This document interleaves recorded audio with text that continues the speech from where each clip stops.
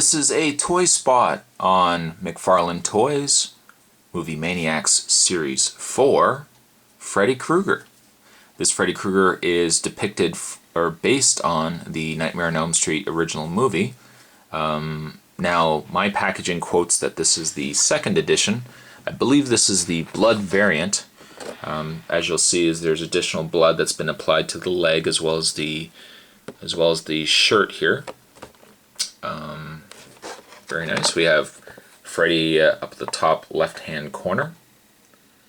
Now, many have argued that this probably is by far still the nicest Freddy figure that has been released. I'm kind of on the fence as to whether this is my favorite Freddy or my favorite Freddy was the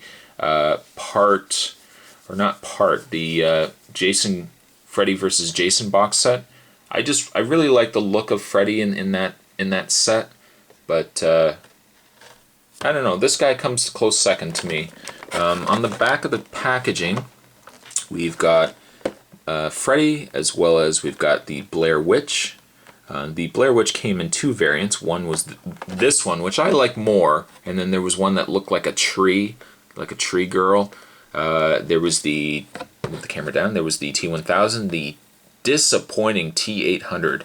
I don't know what they were thinking when you see that in the film. I don't know what they were thinking when they made the figure the way they did. It's like they couldn't figure out how to get a good enough likeness of Arnold Schwarzenegger, so they deliberately went out of their way to put in the exoskeleton where he would need to have certain features. So instead of having to do Schwarzenegger's mouth, they just put in the T-800 exoskeleton. They couldn't get the eyes right, so they put the T-800 exoskeleton. They couldn't get the nose right, and so on and so on. So I did not like this figure at all. There's the Candyman, which I also have. Evil Ash. And then the larger Leatherface, as well as Ash. And then we've got the Jaws box set. I never picked up the Jaws box set. I kind of wish I had, but the good thing about it is it's an old enough box set. I could probably go back and find it for a pretty good price.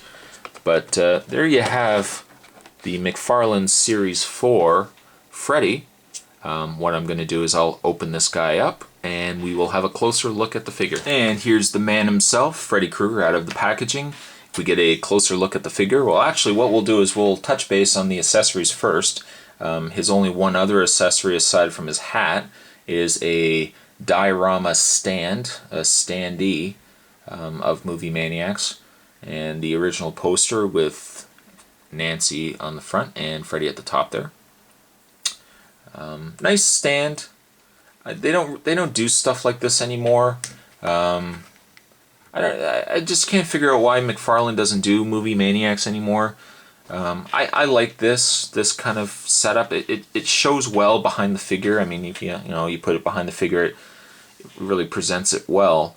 Yeah, I mean, it's a nice accessory. We put that aside. We'll have a closer now look at the figure. A lot of detail was put into the face. Now, granted, this is an old figure. This is there a date on here? Let's see. Oh, yeah, there we go. It's 2001. So, I mean, 8 years ago this figure came out. And I think it still holds up pretty well. Just to kind of give you guys a comparison here, if we put Freddy here from Movie Maniacs, and we bring in, I'll take his hat off so you can get a better comparison, and we bring in the Mezco Freddy. I mean, this looks realistic. This Freddy kind of looks cartoony versus this Freddy here. I have to kind of give more points to the Mezco just because of the paint application. I think they've really nailed the coloring on Freddy. But he's definitely more cartoony than this Freddy. It's just a shame that this Mezco, I think, is a superior Freddy just for what articulation he has. One drawback to the Movie Maniacs is half the time the figures that you get are just statues. There is some posability going on, but articulation for Freddy, I mean, he can bend at the shoulder. He has the swivel elbow articulation, and then he's got just a swivel in the hand. Same idea with this arm.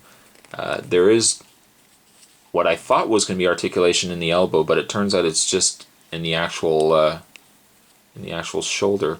And I guess Freddy's smelling his armpit right now, but no articulation in the waist, and there is nothing going on at all from basically the head down. My big concern with the figure is the fact that for as detailed as he is, the one drawback I have with the figure itself is the fact that his head, you can pretty much only pose it well from like this point up. The moment you start bringing the figure's head down this way, you get this kinked neck thing going on. So I mean, whoops. So they've clearly designed the figure so that he only is posed a certain way for it to look decent. And that's pretty much like this. I mean, that's maybe a little higher up, but that's the pose you pretty much will have to have him in for him to look decent. Like I said, his other accessory is his hat, which we'll put on, and definitely adds to the overall appearance of Freddy. And for some reason, it doesn't want to sit in there for me. Why doesn't he want to sit? Oh, because it's not sculpted well enough. There's the hat, but the only drawback, and I just dropped that here. The only drawback is the way that the hat's molded. I mean, it doesn't sit in well enough. It just basically, like, you can't really get it to sit well enough. But there you have Freddy. And put the diorama next to him. Overall opinions of the figure. Figure's good, detail-wise. Figure loses points, unfortunately, for what little articulation he has available. I would definitely say, face-wise, though, I mean, it's a superior Freddy. And we're talking, again, 8 years ago that this figure came out. So, I mean, it holds up well, but I just wish it had more articulation. And then that's the reason why I think this just is the more superior Freddy for what articulation he has available. I'd like to see maybe them get a second shot at doing this figure, and maybe they could give him the extra articulation. But there you have a very interesting, very creepy toy spot on Movie Maniacs Series 4 Freddy. And with that, I will catch you guys later. Bye.